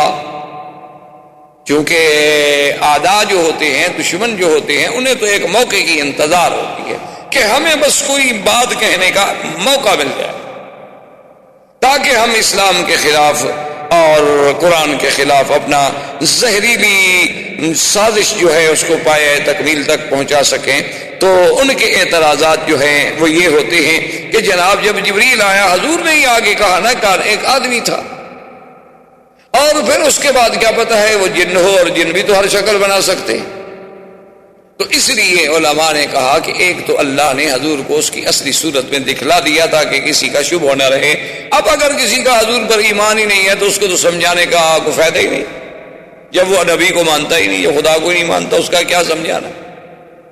اور دوسری بات یاد رکھیں یہ ہے کہ اگر جن نہ آئے تو جن پھر اس قسم کا پاکیزہ کلام لے کر تو نہیں آتا، جن اس قسم کی مقدس بات لے کر تو نہیں آتا. جن تو عفریت من الجن والی بات ہے، وہ تو شیاطین ہیں، وہ تو گمراہی کے لیے آتے ہیں. اور تیسری بات یہ ہے کہ جن تو خود اتنی پریشانیوں میں مبتلا تھے کہ حضور صلی اللہ علیہ وسلم کی بعثت کے ساتھ ان کے آسمانوں پہ پہرے لگ گئے، ان کا نظام درہم برہم ہو کے رہ گیا. حتیٰ کہ مورخین نے اعتراف کیا ہے کہ ایک عورت تھی، اس پہ ایک جن عاشق تھا، تو وہ جن آیا اور اس کے گھر کے درخت کے اوپر پرندے کی شکل میں بیٹھا تھا. اس نے پہچان لیا عورت نے کہ تو وہی جن ہے، کبھی پرندہ بن کے آتا ہے، کبھی انسان بن کے آتا ہے. اس نے کہا لماذا لا تنزلوا بنا، آؤ اترو ہمارے پاس رہو. اس نے کہا تمہیں پتہ نہیں ہے کہ ایک نبی پیدا ہو چکا ہے؟ تمہیں پتہ نہیں ہے کہ آج جن کے سال میں پڑے؟ اور تمہیں پتہ نہیں کہ اس نبی کی شریعت میں زنا حرام ہے؟ تو جنوں کا یہ عالم تھا. تو اس لیے ایک ہوتا ہے محض شبہات پیدا کرنا، ایک ہوتا ہے نظر انصاف سے کسی بات کا دیکھنا. شبہات پیدا کرنا تو بہت آسان، لیکن نظر انصاف سے دیکھا جائے تو اس سے بڑی سچائی کی، حقانیت کی کیا دلیل ہو سکتی ہے کہ وہ پیغمبر جو بوقت وحی کہتا ہے ما انا بقارئ، میں پڑھا ہوا نہیں ہوں، لیکن ایسا کلام لاتا ہے کہ دنیا کا ہر پڑھا ہوا اس کے سامنے دنگ رہ جاتا ہے. تو یہ کیسے جن کا کلام ہو سکتا ہے؟ تو بی بی سیدہ خدیجہ رضی اللہ تعالی عنہ ورقہ ابن نوفل کے پاس لے گئیں. ورقہ ابن نوفل نے جب ساری کہانی سنی تو اس نے کہا ابشری یا خدیجہ، نزل علیہ الناموس الاکبر ونزل علیہ الذی نزل علی موسیٰ علیہ السلام، کہ مبارک ہو یہ جو واقعہ بتلا رہے ہیں ان پر تو وہی ناموس اکبر، وہی روح الامین، وہی اللہ کا فرشتہ اترا ہے جو حضرت موسیٰ علیہ السلام پہ اترا. اور یہاں یہ بات بھی یاد رکھیں کہ حضور کی بعثت سے پہلے کچھ لوگ ایسے بھی تھے مکے میں جو موحد تھے، اللہ کی توحید کو مانتے تھے، لیکن بیچاروں کو تفصیل کا پتہ کوئی نہیں تھا. جیسے ورقہ ابن نوفل، یہ بھی دین نصارہ میں تھا، یہ بت پرست نہیں تھا. یہ بتوں کو سجدہ نہیں کرتے. اسی طریقے سے اور عمرو بن نفیل تھا, اسی طریقے سے قص بن قیس بن ساعدہ تھا. یہ وہ لوگ تھے جو دعوت توحید دیتے تھے, لوگوں کو کہتے تھے کہ دین حنیف اختیار کرو, دین ابراہیم علیہ السلام اختیار کرو. یہ تم جو بتوں کو پوجتے ہو اور بتوں کے آگے سجدہ کرتے ہو, یہ کوئی دین نہیں ہو سکتا. یہ کیسا دین ہے کہ آدمی اپنے ہاتھوں سے بت بنائے اور ان کو آ کے رکھ دے اور ان کو پھر دیوی دیوتا سمجھ کے پوجنا شروع کر دے. یہ بات نہ عقل میں ہے اور نہ نقل میں ہے. ان چیزوں سے بچ جاؤ. اور بڑی عجیب عجیب کیسے ابن ساعدہ عجیب عجیب باتیں کرتا تھا, اور اللہ نے خدا کی قدرت دیکھیں, اس کو اتنی بڑی حکمت بھی دی تھی, علم بھی دیا تھا, اور اس کو اللہ نے اتنی بڑی وجاہت دی تھی کہ جب مکے والوں نے اس کی توحید کے سبق سے تنگ آ کے اس کو مکے سے نکال دیا تو اس نے باہر جا کے ایک چشمے پہ ڈیرا لگا لیا. اس چشمے پہ جنگل کے درندے آتے, شیر آتے, چیتے آتے, بگیاڑ آتے, پانی پیتے, اس کے ساتھ بیٹھے رہتے. اور کبھی کبھی اگر ایک جانور پانی پی رہا ہوتا اور دوسرا اس کے اوپر کوشش کرتا اس سے آگے پانی پینے کی, تو وہ ان کو ڈانٹتا اور مارتا اور کہتا ہے اس کو پانی پینے تو کیوں زیادتی کرے. یعنی اس کا حکم جو ہے وہ درندوں اور چرندوں پہ بھی چلتا تھا, لیکن وہ توحید پہ تو رہے, لیکن ان کی دعوت میں اتنی اثر پیدا نہیں ہو سکا. اب حضور صلی اللہ علیہ وسلم کی جب آپ نے ورقہ ابن نوفل کی باتیں سنی تو ورقہ نے ایک خاص بات یہ بھی کی. اس نے کہا کہ یا لیتنی, کہ یا رسول اللہ کاش اس وقت میں بھی موجود ہوتا اور میری جوانی ہوتی, تاکہ میں آپ کا انصار بنتا, آپ کا خادم بنتا, آپ کا معاون بنتا, یہ قوم آپ کو مکے سے نکالے. تو حضور صلی اللہ علیہ وسلم بھی جوش میں آگے فرمایا اب مخرجیہم, بخاری شریف کی حدیث ہے, آپ نے فرمایا اب مخرجیہم, مکے والے مجھے نکالیں گے. کیوں نکالا تو اس کو جاتا ہے جس کے کردار پہ کوئی بات ہو, مجھے کیوں نکالیں گے. اس نے کہا حضور آپ پریشان نہ ہوں, جتنے نبی گزرے ہیں ان سب کو قوموں نے نکالا, ان سب کو ہجرت کرنی پڑی ہے. حق کہنے والوں پر یہ امتحان آتے ہیں. یہ کبھی نہیں ہو سکتا کہ حق کہا جائے اور تکلیفیں. اس لیے ہمارے ایک عالم دوست فوت ہو گئے, اللہ ان کی قبر پہ رحمت فرمائے. وہ کہتے تھے یہ کبھی نہیں ہو سکتا کہ آدمی حق کہے اور لوگ حلوہ کھلائیں. انہوں نے کہا یہ حلوہ کھانے والے جو ہیں سمجھ لو کہ پھر حق نہیں کہتے, ورنہ اللہ کے انبیاء کو تو پتھر ملے اور ہمیں حلوہ آخر کیوں ملتا ہے. اس کا معنی ہے کہ ہم کچھ حق کھل کے کہہ نہیں رہے, ہم کچھ تھوڑا بہت اوپر وہ شوگر کوٹڈ کر رہے ہیں کنین کھلانے کے لیے, اس کے اوپر کوئی میٹھا میٹھا لگا رہے ہیں. ورنہ اگر کھل کے حق کہیں تو اللہ کے نبی کا لوگوں نے حق برداشت نہیں کیا تو ہمارا حق کون برداشت کرے. یہ کیسے ہو سکتا ہے کہ الحق تو مر, حق تو کڑوا ہوتا ہے. یہ تو کبھی ہو نہیں سکتا کہ حق میں میٹھا, حق تو کڑوا لگے گا. تو حضور صلی اللہ علیہ وسلم واپس تشریف لے آئے تو یہ آپ کی نبوت کی ابتدا تھی. سمجھیں, نبوت کا معنی کہ وحی تو اترنی شروع ہو گئی, اب آپ کی نبوت تو شروع ہو گئی. لیکن ایک ہوتا ہے کہ آگے دین کا, تبلیغ کا, رسالت کا, پیغام کا, اوامر کا پہنچانا, وہ ابھی حکم نہیں ملا تھا. پہلا حکم تو صرف اتنا تھا نا, اقرأ باسم ربک الذی خلق, آپ پڑھیں. تو اب حضور صلی اللہ علیہ وسلم ایک روایت مبارک میں ہے کہ اپنے گھر میں لیٹے ہوئے تھے, سیدہ خدیجہ کے گھر میں, اور کپڑا مبارک اوپر ڈالا ہوا تھا. کیونکہ قرآن پاک میں دو مقام پہ لفظ ہے, ایک مدثر اور ایک مزمل. مزمل کا معنی بھی یہی ہوتا ہے کسی کپڑے کا اپنے اوپر لپیٹ کے لیٹ جانا, سو جانا. مدثر کا معنی بھی, دثار کا معنی یہی ہوتا ہے کہ کوئی بڑے سے بڑا کپڑا لے کر یا کوئی بڑے سے بڑا کمبل لے کر, کوئی چیز لے کر آدمی اپنے آپ کو لپیٹ لے اور لیٹ جائے, تو اس کو کہتے ہیں مزمل, اور اسی کو کہتے ہیں مدثر, دثار سے اور تزمیل سے. تو حضور صلی اللہ علیہ وسلم لیٹے ہوئے تھے کہ اللہ کا قرآن نازل ہوا. جبریل علیہ السلام تشریف لائے کہ یا ایھا المدثر قم فانذر, یا ایھا المدثر قم فانذر وربک فکبر وثیابک فطہر والرجز فہجر. اور یہ بھی دیکھیں شان رسول پاک صلی اللہ علیہ وسلم, یہ سب سے بڑی عظمت شان ہے کہ اللہ تبارک و تعالی اپنے محبوب کو خطاب کرے اسی کیفیت میں جس کیفیت میں وہ لیٹے ہوئے تھے. اے میرے محبوب, کپڑے میں لپٹنے والے, کپڑے میں لپٹ کے لیٹنے والے, اٹھو. اس سے بڑی محبوبیت کی کیا دلیل ہو سکتی ہے. کہ آدمی جب خطاب کرے تو اسی کیفیت کو بیان کرے جو اس کی کیفیت. جیسے کہ سیدنا علی رضی اللہ تعالی عنہ ایک دن حضور پاک تشریف لائے اور حضرت علی کے بارے میں پوچھا تو بی بی فاطمہ الزہرا رضی اللہ تعالی عنہا نے عرض کیا کہ یا رسول اللہ، حضرت علی کسی بات پہ ناراض ہو کے گھر سے باہر تشریف لے گئے ہیں. تو حضور ڈھونڈتے آئے دیکھا کہ حضرت علی مسجد میں لیٹے ہوئے ہیں، اور مسجد میں بھی اس انداز میں لیٹے ہوئے ہیں کہ ایک کچی اینٹ سرانے کی نیچے رکھی ہوئی ہے مٹی کی، اور اسی مٹی پہ لیٹے ہوئے ہیں کہ پرچھا بھی نہیں، کوئی نیچے بستر بھی نہیں، کوئی کپڑا بھی نہیں، کچھ بھی نہیں. تو آپ کے بال مبارک میں اور مٹی دگی ہوئی ہے. تو حضور نے بھی اسی محبت میں اٹھایا، فرمایا قم یا ابا تراب، قم یا ابا تراب، اے مٹی کے باپ اٹھو. تو یہ محبوب کی ایک محبوبیت کی کیفیت ہوتی ہے کہ آدمی اس کو اسی کیفیت میں خطاب کرے. حضرت علی کی کنیت تو ابو الحسن تھی، آپ کے سب سے بڑے بیٹے حضرت حسن تھے، تو آپ کی کنیت تو ابو الحسن تھی. آپ کے اس کے بعد حضرت حسین تھے، لیکن ان کو یہ حضور کا پیارا خطاب جو تھا وہ اتنا بھایا اور اتنی کنیت پسند ہے، انہوں نے کبھی آج کے بعد مجھے ابھی تراب ہی کہا کرو. میں اپنی کنیت چھوڑ سکتا ہوں لیکن حضور کی محبت سے دی ہوئی کنیت کو نہیں چھوڑ سکتا. تو یہ معمولی سی بات نہیں ہوتی کہ اللہ اپنے نبی کو اس محبت سے اور اس انداز سے مخاطب فرمائے، یا ایھا النبی یا ایھا الرسول. جیسے فرمایا یا زکریا یا عیسیٰ یا آدم، ٹھیک ہے، لیکن اس کیفیت میں کہ اے کپڑے میں لپٹنے والے، یا ایھا المدثر قم فانذر. اور اس کے ساتھ ساتھ یہ بات بھی یاد رکھ لیں کہ جیسے ہمارے بعض دوست ہوتے ہیں نا جو ان نے اس کا ایک ترجمہ یہ بھی کرتے ہیں کالی کملی میں لپٹنے والے، تو یہ زیادتی ہوتی ہے، یہ ایک زیادتی ہوتی ہے، ہمیشہ سمجھا. کیوں قرآن کہتا ہے یا ایھا المزمل یا ایھا المدثر، اس کا معنی ہے کسی کپڑے میں لپٹنا. اب یہ اپنی طرف سے ترجمہ کرنا کالی کملی تو قرآن میں ایک لفظ بڑھانے والی بات ہے. یہ خدا بہتر جانے آخر انہوں نے کہاں سے لفظ لے لیا، اللہ ہدایت عطا فرمائے. کیونکہ شاید انہوں نے سوچا ہو کہ کعبۃ اللہ کا غلاف چونکہ کالا ہے تو حضور صلی اللہ علیہ وسلم کے لیے بھی ہم کوئی کالی کملی تجویز کر دیں.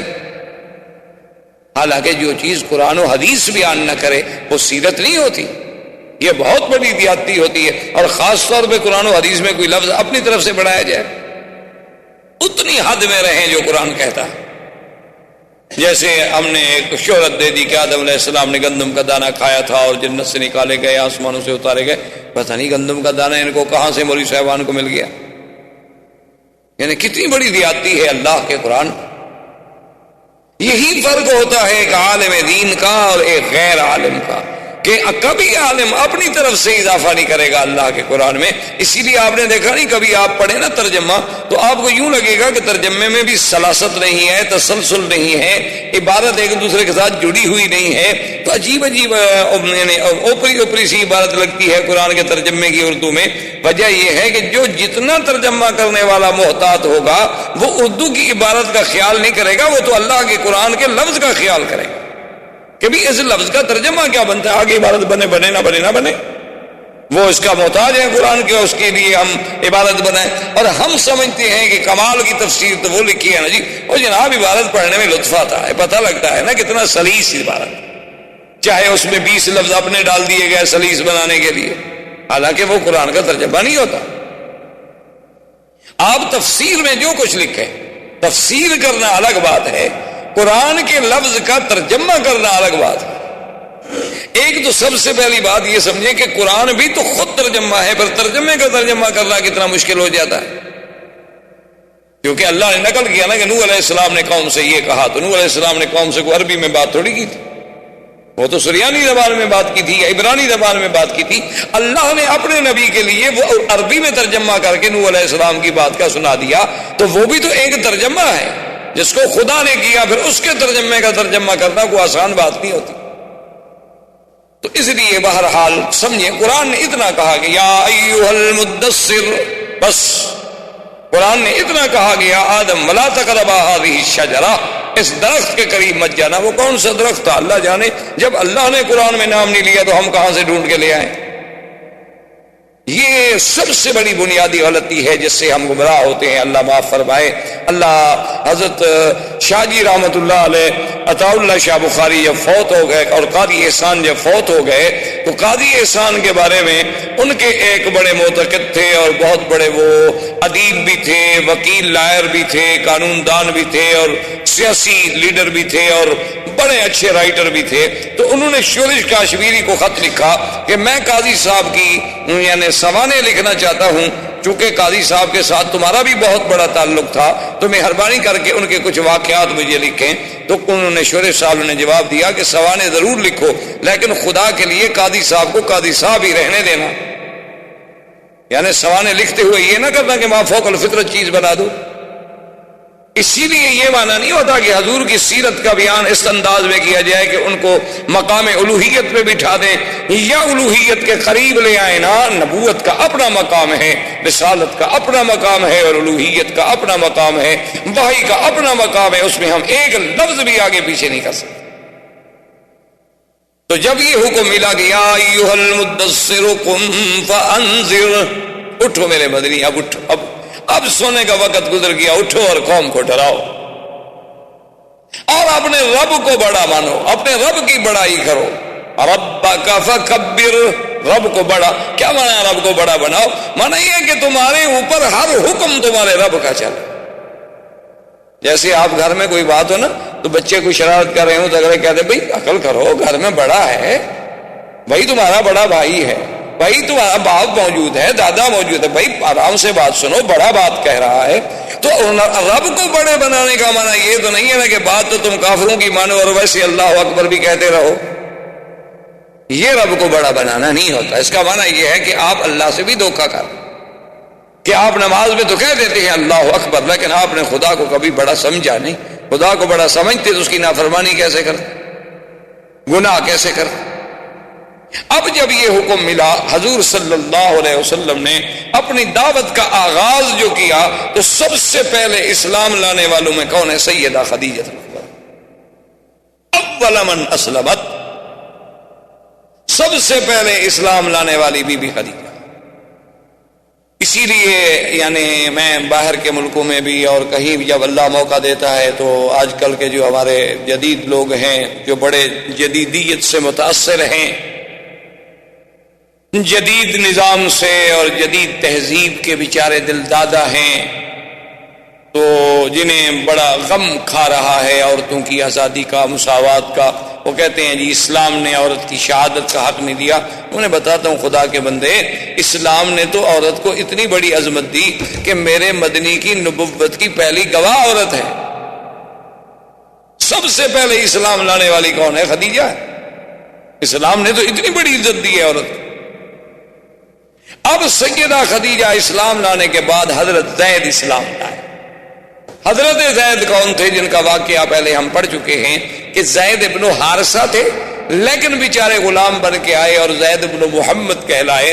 اصل میں وہ غلام تھے، پھر بی بی خدیجہ نے خریدا، بی بی خدیجہ نے انہیں آزاد کر کے حضور کی غلامی کے لیے وقف کر دیا، تو وہ بھی چونکہ اسی گھر میں رہتے تھے تو اس پر حضرت زید بھی اسلام لائے۔ اور یہ گھر والوں کی بات ہو رہی ہے، یعنی گھر والوں میں سے اول کون اسلام لایا؟ سب سے پہلے بی بی خدیجہ، حضرت زید اور سیدنا علی۔ چونکہ حضرت علی رضی اللہ تعالی عنہ کو حضور صلی اللہ علیہ وسلم نے ابی طالب سے مانگ لیا تھا کہ چچا آپ کی اولاد بہت زیادہ ہے، اب اللہ کا فضل ہے ہم اپنے پاؤں پہ کھڑے ہیں، آپ اپنا ایک بیٹا مجھے دے دیں جن کی تربیت بھی میں کروں گا اور خرچہ بھی میں برداشت کروں گا۔ تو حضرت علی کو بھی حضور لے آئے اور حضرت علی نے بھی سیدہ خدیجہ کے گھر میں یعنی حضور کے گھر میں تربیت۔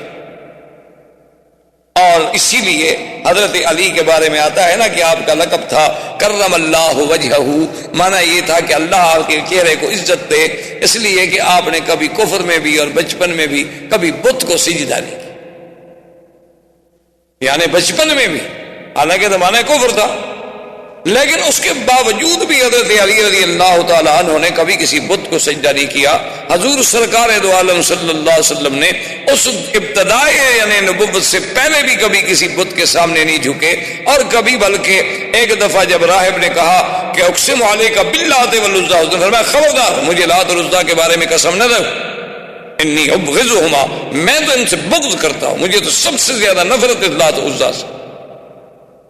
تو حضرت علی نے بھی کبھی سجدہ نہیں کیا تھا، حضرت علی بھی اسلام لے آئے.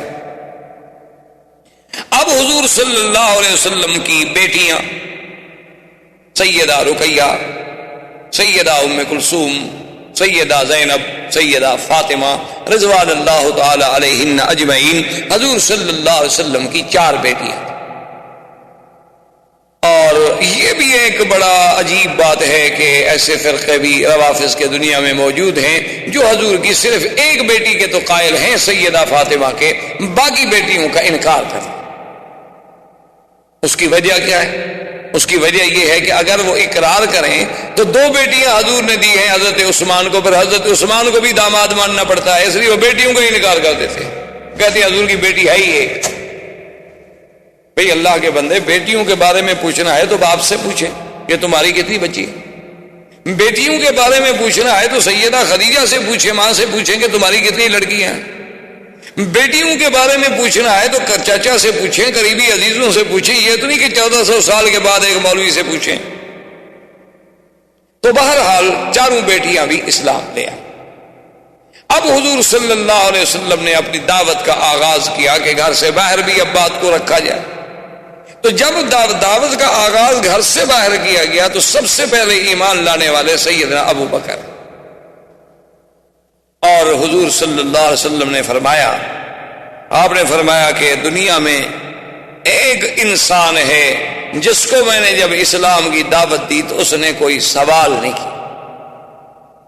اس نے یہ نہیں پوچھا کہ حضور وحی کب اتری، آپ کے پاس کیا دلیل ہے کہ آپ اللہ کے نبی ہیں، آپ کے پاس کیا دلیل ہے کہ واقعی وہ جبریل آیا تھا.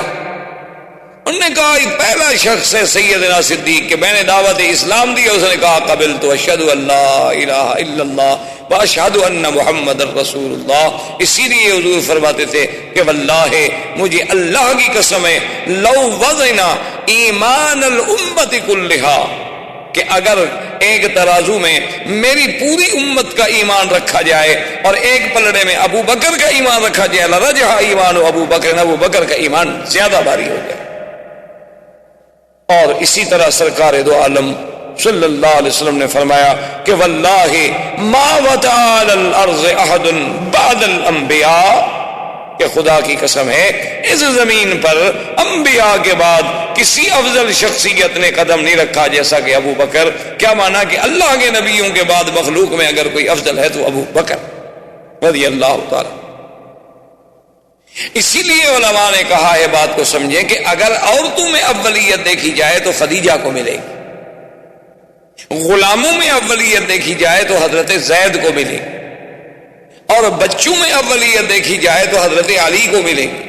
لیکن باشعور اور سمجھدار اور عین رشد والے سن میں اگر اولیت دیکھی جائے تو ابو بکر کو ملے گی، چونکہ حضرت علی ایمان لائے لیکن بچے تھے، بی بی خدیجہ اسلام لے آئی لیکن عورت تھی، زید اسلام لے آئے غلام تھے لیکن آزاد، اور سرزمین عرم کا، سرزمین مکہ کا ایک عظیم معروف انسان وہ ایمان لانے. اسی لیے علماء نے لکھا کہ سب سے پہلا ایمان لانے والا کون ہے؟ ابو بکر، چونکہ باقی یا تو غلام ہے، حضور کی بیوی ہے، یا حضرت علی بچے. اور یہ بات بھی یاد رکھیں کہ سیدنا ابو بکر بھی ان لوگوں میں ہیں کہ جنہوں نے اسلام لانے سے پہلے بھی کبھی بت کو سجدہ نہیں کیا، بلکہ آپ کے والد ابی قحافہ وہ تو بتوں کو سجدہ کرتے تھے، باقاعدہ بتوں کی عبادت کرتے. تو وہ حضرت صدیق کو بڑا زبردستی پکڑ کے لے جاتے کہ بھائی تم بھی تو میرے ساتھ چلو نا، کبھی میرے خدا کے سامنے بیٹھ کے عبادت کرو، کچھ تضرع کرو، کچھ عاجزی کرو، تم کبھی بھی نہیں آتے ہمارے ساتھ. تو حضرت ابو بکر صدیق کسی طریقے سے، کسی بہانے سے، اب باپ سے آدمی کیا کرے، باپ سے نہ تو لڑ سکتا ہے، نہ جھگڑ سکتا ہے، نہ باپ کے آگے زور سے بات کر سکتا، تو کوئی نہ کوئی بہانہ کر کے حضرت صدیق ادھر ادھر ہو جاتے.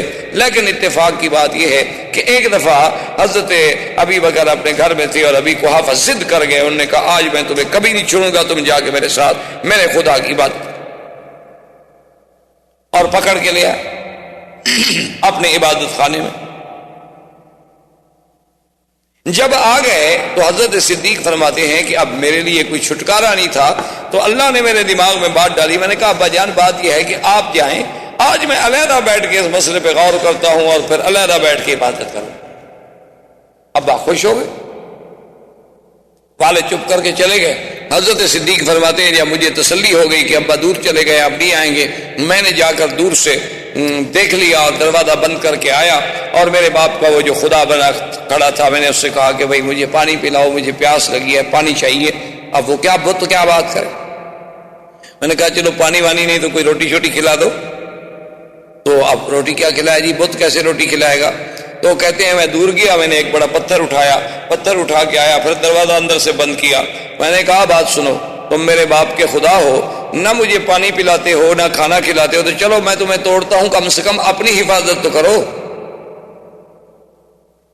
اور میں نے پتھر مارا اور ٹکڑے ٹکڑے. یہ کیسے خدا ہو سکتے ہیں, پتھر کے خدا.